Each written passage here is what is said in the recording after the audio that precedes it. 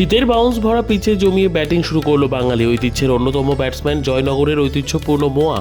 রসিক বাঙালির শীতের আমেজের সাথে জড়িয়ে জয়নগরের মোয়ার আবেগ।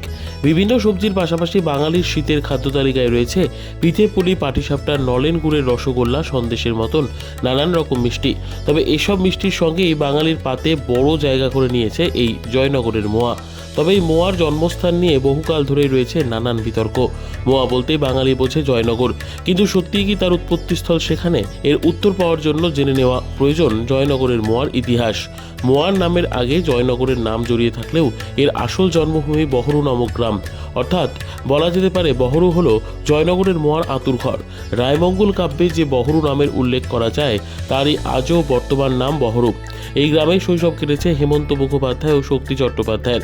গ্রামের জমৈক যামিনী বুড়ো এই মোয়ার জন্মদাতা হিসেবে পরিচিত। শোনা যায় তিনি নিজের জমিতে কনকচুর ধান ফলান, পরে সেই ধানের খই ও নলেন গুড় দিয়ে মোয়া তৈরি করে কোনো এক অনুষ্ঠানে তা পরিবেশন করেন। সেই অনুষ্ঠানেই খোদ হাজির ছিলেন শ্রী চৈতন্যদেব। তিনি মোয়ার খুব সুখ্যাতি করেন। এরপরই লোকমুখে জনপ্রিয়তা লাভ করে বহরু থুরি জয়নগরের মোয়া। সুখ্যাতি বাড়ার সঙ্গে সঙ্গে এই মোয়ার চাহিদা বাড়তে থাকে, ফলে মোয়া প্রস্তুতকারকদের ব্যবসায়িক উন্নতি ঘটতে থাকে। এমনিতে জিরেন কাঠের গুড়টা খুব সুস্বাদু হয়। আর জিরেন কাঠের গুড় সত্যি কথা বলতে বাজারে খুব একটা সবসময় আসে না, পাওয়া যায় না। কিন্তু আমরা যখন কোনো স্পেশাল অর্ডার থাকে আমরা জিরেন কাঠের গুড় দিয়ে তৈরি করি। তাতে কি হয়, মানে মোর যে গুণগত মান সেটা অনেক বেটার হয়, অনেক ভালো হয়, খেতে খুব সুস্বাদু হয়।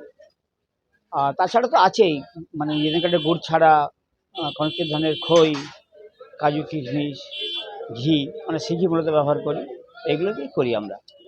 এই 4 মাস ধরে আমরা খুব কাজ করি, করার পরে সব কিছু কাজে লাগাই, আর বাদবাকি দিন আমরা আর কিছুই করি না। এমনি কতদিন ধরে এই কাজ করছেন? আজ 10-15 বছর।